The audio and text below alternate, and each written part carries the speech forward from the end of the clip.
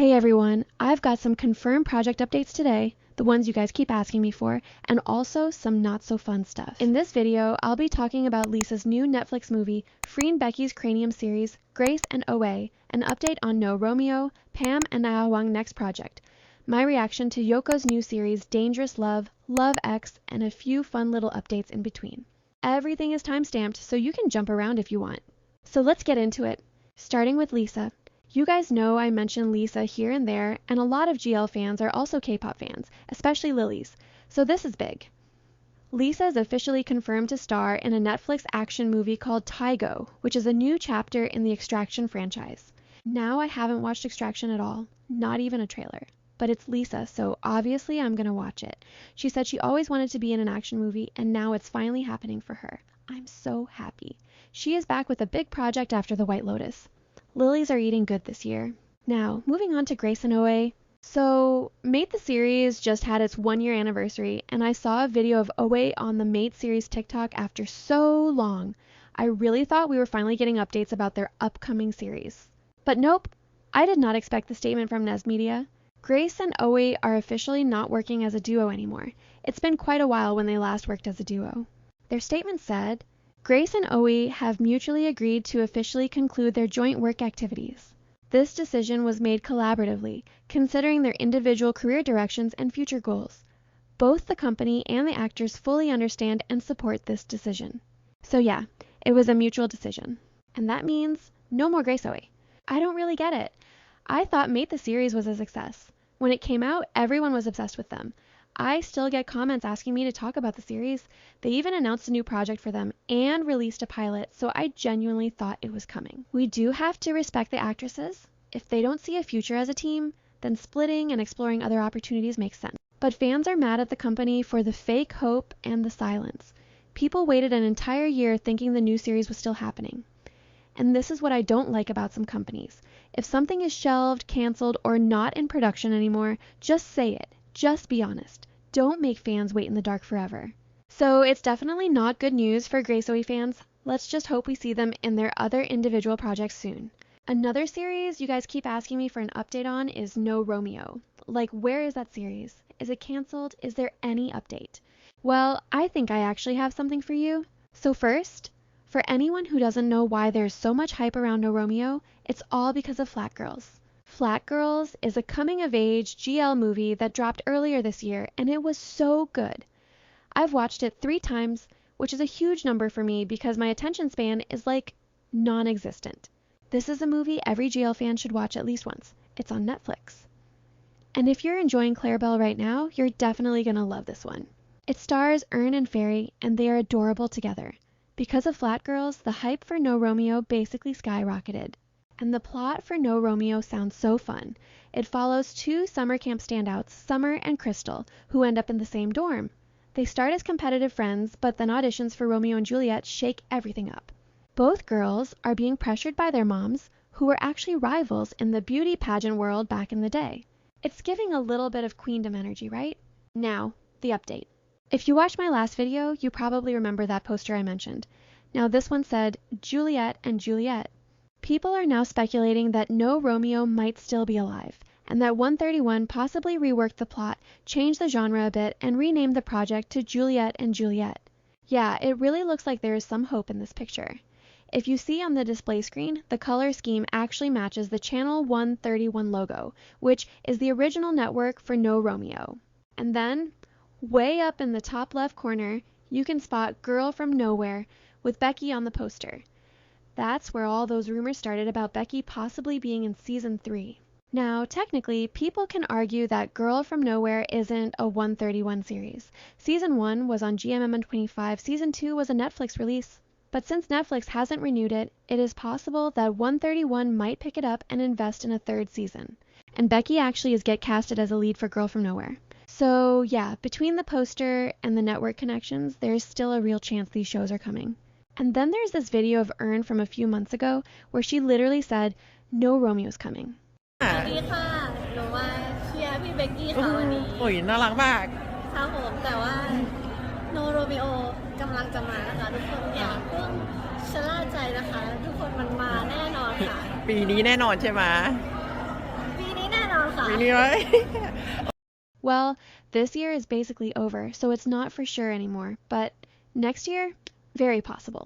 Especially because the director just wrapped Friendship for GMM 25, which even has Emmy in it, and that's currently airing. Once a director finishes one project, the next one usually moves forward. So in the end, all I can really say is, there is hope. No Romeo might have simply been renamed Juliet and Juliet, and 131 may have bought the rights for Girl from Nowhere with Becky as the lead. The puzzle pieces aren't confirmed, but they're definitely lining up. Next, we finally have an update on the Cranium series, and this one surprised me in a good way. So this week, Freen and Becky were on the cover of Vogue Hong Kong, which is insane. Like, Vogue HK, that's huge. The photos are gorgeous. I love them so much. But here's the important part. Vogue actually mentioned Cranium in their article. They wrote, with 2 new projects on the horizon, political romance drama, 4 Elements, The Heir, and the forensic thriller Cranium, Freen and Becky are stepping into complex, challenging roles that explore love, duty, and survival in the face of crisis. The future looks boundless for this unstoppable pair. And then Vogue asked them, can you please give us a sneak peek into your upcoming dramas and other projects you're working on? Freen actually talked about her characters in 4 Elements and Cranium. She said, in Cranium, it's an entirely different world.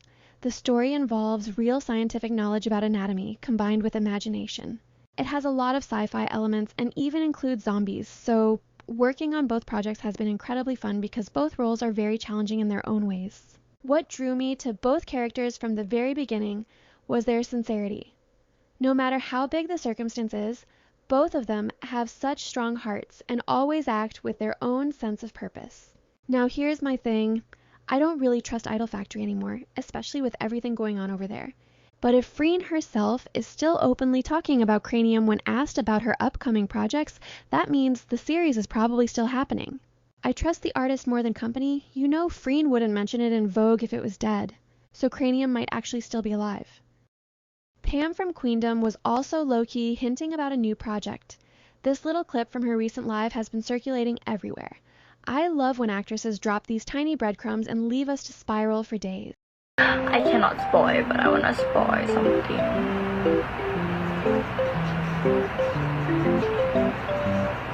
Any series coming soon, so next year we'll definitely have some work for you guys to like follow up or to catch up, but I cannot say which type of work, which category. Yeah, I cannot say much, but that would be something that you can definitely like follow up or shake up. And I'm also not sure that it's gonna be beginning of the year, middle of the year, or end of the year. I'm not sure, so let's wait. Let's patiently wait. But that would be definitely something for you guys to follow up for sure.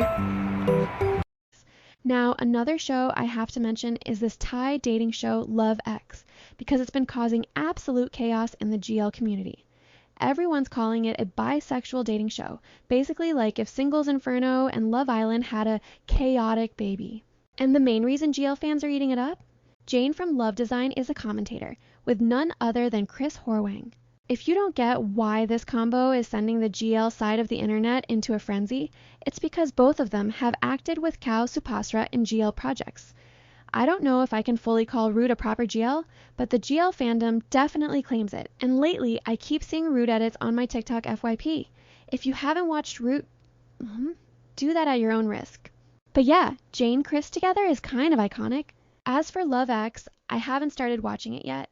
Dating shows and reality shows usually aren't my thing, but TikTok keeps tempting me. The edits of Sunny and Namnung are literally pulling me in by force. I'm already rooting for them without even watching a single episode. So, if any of you are watching Love X, please let me know. Is it actually worth watching for these two ladies, or should I just stick to the TikTok edits? And lastly, I keep getting comments to talk about Yoko's new series, and I've been avoiding it because I don't have many positive things to say. I watched all 3 teasers, trailers, whatever those were supposed to be, and listen, for the past 2-3 years, it has basically become my national duty to support any GL that gets released. I've been doing it faithfully. I've supported everything, the good, the bad, the what even is this trailer. But this year, after seeing the second series curse hit some couples, I finally realized I don't need to praise every single mediocre GL just because it exists. I'm allowed to be disappointed. And I was disappointed, like, genuinely. I went on X to see if people were feeling the same, and yeah, a lot of fans were also confused or let down, but then suddenly I saw these long essays hyping up the show, praising the amazing chemistry between Yoko and Grace, and I was like, where exactly did you see chemistry? Because my eyes must have been on airplane mode. I'm sorry, but there was literally no spark between them in the trailer, and those 2-3 minutes felt like 20. I kept checking how much was left because it was so tacky. It looked like the company just rented a club for a few nights and shot all 3 trailers in the same spot. Like, why does every GL couple this year have to meet in a club? Let's list them. Poisonous Love, Pat met Pram at a club. Roller Coaster, club. Player, club. Unlimited Love, club. Or do they actually have a real storyline hidden somewhere? Because judging from those trailers, I have questions. And yes, I've already seen the defenses. It's just a mock trailer. It's not the final version. It's just concept footage. I get that trailers aren't the final product. We've seen mock trailers before. My Safe Zone had one long, simple trailer too, but at least it worked. It showed Lena and Miyu's chemistry. It hinted at the story and it made you curious. Dangerous Love didn't do that for me at all. Nothing about the dangerous love gave me anything to hold on to. No spark, no tension, no storyline to root for. Out of all 3 trailers, the only one that actually looked promising to me was Trial Love. They had chemistry, they had a vibe. Even Risking Love had at least something interesting going on. But Yoko's, they gave her the absolute worst trailer out of the bunch. I'm sorry, but that's my honest reaction. It felt rushed, random, and completely disconnected. I watched it and kept waiting for something to pull me in. Chemistry, plot, even just an interesting beat or dialogue, and nothing landed. What exactly am I supposed to get excited about? No hate towards Yoko, but the trailer itself was easily the weakest one. I'll still check out the first episode when it drops, but right now, my expectations are underground. Lastly, why is everyone suddenly talking about my Safe Zone getting a season 2? Where did that even come from? I swear this rumor popped out of thin air. My only guess is that people are panicking because there's literally 1 week left and the storyline is, girl, I don't even know where it's going. We've got Lynn's ex suddenly returning, Jane's business partner having a crush on her, and now these 2 villains are teaming up like it's a Marvel crossover? No, we do not need a My Safe Zone Season 2. There is no safe zone for poor Jane. I cannot watch her suffer through 8 more episodes. Just wrap it up at episode 8, let Lena and Miyu breathe, and give them a new series next time. Hopefully, something that doesn't stress all of us out like this. I have so many rants about this show, but I'm saving that for a full review video. Lastly, I want to recommend you guys a really feel-good show that just started airing, Like a Palette. The first episode is already out and it exceeded my expectations. It gives me major 23.5 vibes, an enemies to lovers GL with humor, charm, and some quirky moments. Definitely worth checking out the first episode. I'm already low-key hooked on one of the main leads, so I'll be sticking with this one. Anyway, that's all I've got for today. Thank you for watching, stay warm, and I'll see you in the next one. Bye!